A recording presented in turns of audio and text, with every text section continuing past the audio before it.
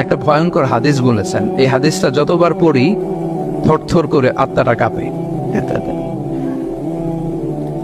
কিয়ামতের দিন আল্লাহ তাআলা অনেক শহীদকে বলবেন, তুমি জাহান্নামে যাও। সে বলবে, আল্লাহ আমি জাহান্নামে যাবো, আমি তো রক্ত দিয়েছি তোমার জন্য, লিইলাহি কালিমাতিল্লাহ, আমার দেহের তাজা রক্ত দিয়ে আমি শহীদ হয়েছি, জানাজা ছাড়া আমার দাফন হয়েছে, আমি তো জান্নাতে যাব। আল্লাহ বলবে, না, তুমি শহীদ হয়েছ এই কারণে যে লোকজন তোমাকে বীর বলবে, বীর, বাহাদুর। তো দুনিয়াতে তো তোমার বাহাদুর বলছে, তো তোমারে বিশাল যোদ্ধা ছিল, বাহাদুর ছিল, এই খেতাব তো তুমি পেয়েছো, আমার কাছে কিচ্ছু নেই, জাহান্নামে যাও, go to the hell fire. অনেক দানশীলকে আল্লাহ বলবে, জাহান্নামে যাও। সে বলবে, আল্লাহ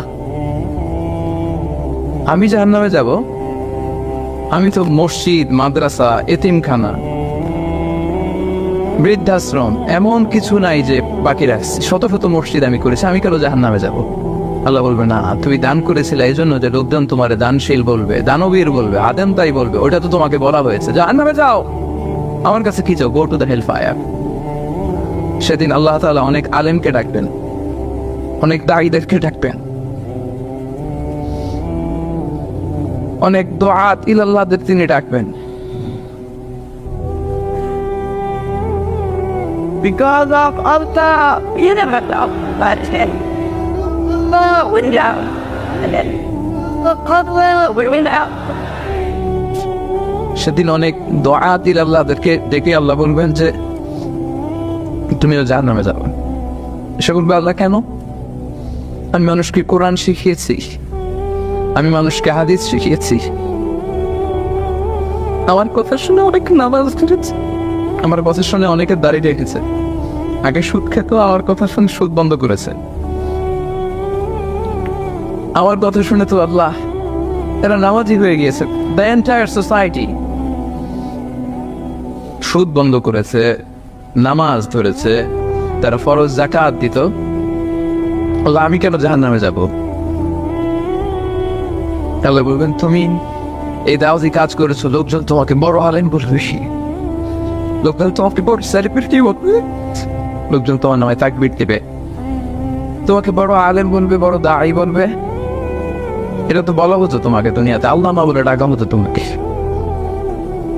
বাহারুল উলুম বলা হতো তোমাকে, এনের সাগর, অনেক বড় দাঈ, অনেক বড় সেলিব্রিটি তোমাকে বলা হতো এই দুনিয়াতে। তো যা চেয়েছো তা তো পেয়েছো, আমার কাছে কি চাও? আমার কাছে তোমার জন্য কিছু নাই, go to the hell fire, তুমি জাহান্নামে যাও। আল্লাহ এরকম আলেম হওয়া থেকে আমাদেরকে তুমি বাঁচাও। আল্লাহ লোক দেখানো মানসিকতা, এই শো অফ থেকে আল্লাহ তুমি আমাদেরকে হেফাজত করো। তাহলে 4 নম্বর যে রোগ আমরা চিনে ফেলছি না, এটার নাম কি? রিয়া। নামাজ পড়তেছি, মানুষ আমার বড় মুসল্লি বলে, হজ করে আসছি যেন আমার নামের আগে আলহাজ লাগায়, যাকাত দিচ্ছি, যাকাতের শাড়ি লুঙ্গি, দানবীর, শিল্পপতি, এটা যেন বলে, জিহাদের ময়দানে গিয়েছি, ইসলামের জন্য মিছিল দিচ্ছি, যাতে মিডিয়াতে আমাকে সবার আগে দেখা যায়। আল্লাহ বলবে, go to the hell fire, জাহান্নামে যাও। এগুলো একটাও আমার জন্য করো নাই, তুমি যা চেয়েছিলে দুনিয়াতে তুমি সেটা পেয়েছো, আমার কাছে কি চাও? কিচ্ছু নাই আমার কাছে কখনো জন্য, যাও। রিয়া মানে লোক দেখানো মানসিকতা, শো অফ মেন্টালিটি, এটা নাই কারণ।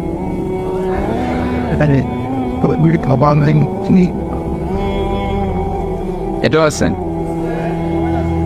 তো এই যে শো অফ মেন্টালিটি, প্রিয় ভাইরা, সম্মানিত ভাইরা, খেয়াল করে শুনেন, এই শো অফ করার মেন্টালিটি, এটা বড্ড ভয়ঙ্কর। লৌকিকতা, লোক দেখানো মানসিকতা, এবং সোশ্যাল মিডিয়ার কারণে এই ব্যাপারটা আরো ভয়ঙ্কর হয়ে গিয়েছে। নানা কারণে ভালো কাজগুলো শেয়ার করতে হয়, বিভিন্ন ইভেন্ট শেয়ার করতে হয়, কিন্তু জায়গাটা বড্ড পিচ্ছিল। যদি আল্লাহকে দেখাতে না চেয়ে মানুষকে দেখাতে চাওয়া হয়, ওইটা আল্লাহ কবুল করে না, এটা ভয়ঙ্কর। সুনানে ইবনে মাজার হাদিস, সাহাবারা দাজ্জালকে নিয়ে ভয় পাচ্ছিলেন, দাজ্জালের আলোচনা করতেছিলেন। রাসূল সাল্লাল্লাহু আলাইহি ওয়াসাল্লাম আসলেন, এসে বললেন, আমি কি তোমাদেরকে দাজ্জালের চাইতে বড় একটা ফিতনার কথা বলবো না? সাহাবারা বললেন, বলা ইয়া রাসূলুল্লাহ, বলেন। আল্লাহ রাসূল সাল্লাল্লাহু আলাইহি ওয়াসাল্লাম বললেন, সেটার নাম হচ্ছে আশিরক আল খাফি, গোপন শিরক।